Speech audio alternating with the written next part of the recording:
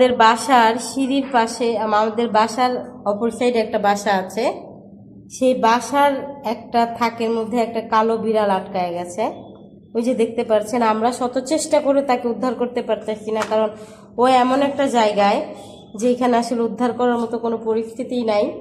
আমি মাছ দিলাম, সে মাছটাও পড়ে গেছে, মানে খাবার যে দিব, রুটি দিছি সেটাও খাচ্ছে না। ওকে দেখে খুব মায়া লাগতেছে। এখন ওকে কিভাবে উদ্ধার করব সেই চিন্তা করতেছি, কারণ এইখান দিয়ে, এই যে জানালা, এইখান দিয়ে উদ্ধার করার মতো কোনো কিছুই নাই। এখন যদি ওকে যে আউটসাইড দিয়ে আমরা উদ্ধার করব, দেখেন কোনো পরিস্থিতিই নাই ওকে উদ্ধার করার। কি অবস্থা, ও কিভাবে যে এইখানে আসলো, ও সকাল থেকে এইখানে, খুবই মায়া লাগতেছে। এখন দেখছি আর একটা মাছ দেওয়ার চেষ্টা করতেছি, যে আর একটা মাছের টুকরা দিয়ে রাখবো, কালকে সকালবেলা যদি ওকে উদ্ধার করা যায়। আর ওকে তো ধাক্কায়া বা এখান থেকে ফেলেও দেওয়া যাবে না, কারণ এখানে নিচের গভীরতা দেখেন অনেক, যদি একটু ব্যথা পায়।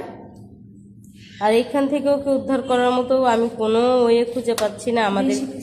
আমাদের যে কেয়ারটেকার ভাই আছে তাকেও নিয়ে আসছি, সে পারলো না।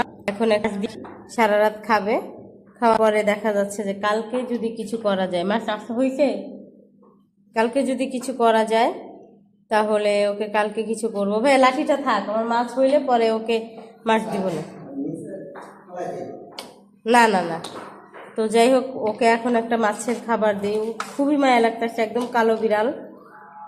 ওকে তো মানে এখান থেকে কিছু যে ধাক্কা দিয়ে ফালাই দেওয়াটাও আমার মনে হচ্ছে ঠিক হবে না, কারণ ও অনেক ব্যথা পাবে, অনেক নিচে, ও 4 তলা এটা। আর নিচে যে কোথাও দাঁড়ায় ওকে উদ্ধার করবো সেই পরিস্থিতিও নাই। তো দেখা যাক কি হয়।